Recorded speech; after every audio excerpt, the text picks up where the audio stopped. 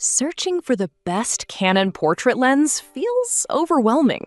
Every option claims to deliver creamy bokeh and sharp eyes, but most look identical online.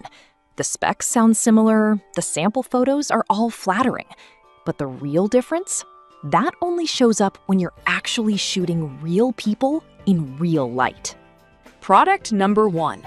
Canon EF 50mm f1.8 STM. Let's start with a classic, the Canon EF 50mm f1.8 STM. This little guy's been around forever, and for good reason.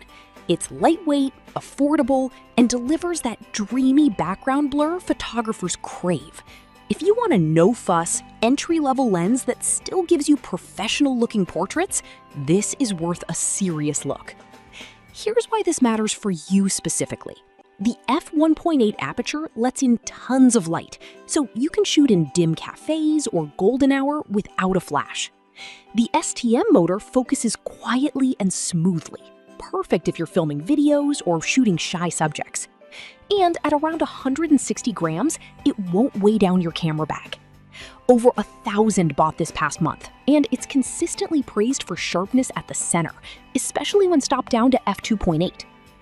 Now, some people complained about soft corners wide open and plastic build quality. Here's the thing though, this isn't a luxury lens, it's a workhorse. The corners aren't critical in headshots, and the plastic body keeps it light and durable for travel. If you're on a budget but want that cinematic look, it's hard to beat. This is perfect for you if you're just starting out or need a lightweight everyday portrait lens. Skip this one if you're shooting in extremely low light regularly or need ultra-sharp corner-to-corner performance. For the price, it's an insane value. Product number 2. Canon EF 75-300mm f4 to 5.6 3.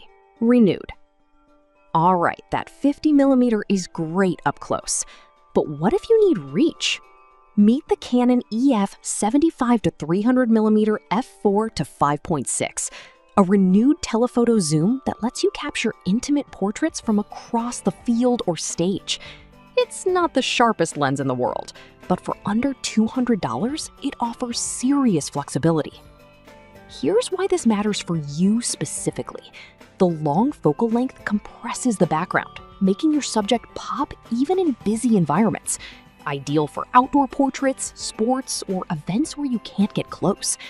The zoom range means you can frame tightly without changing lenses.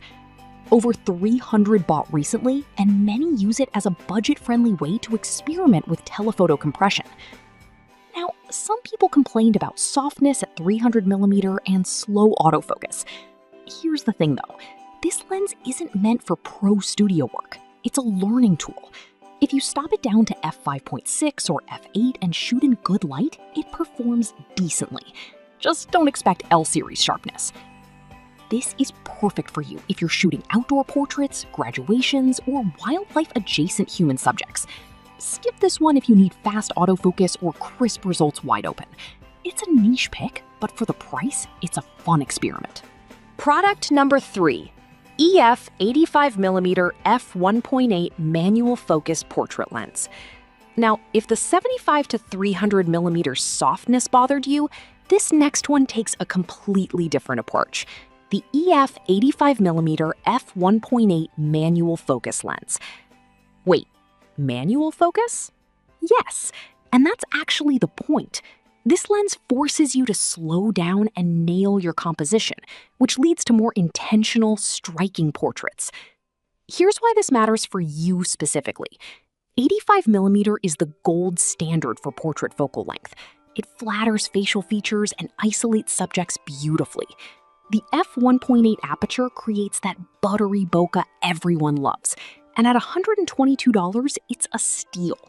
Over 200 bought, and users love the sharpness when focused correctly. Now, some people complained about the lack of autofocus and learning curve.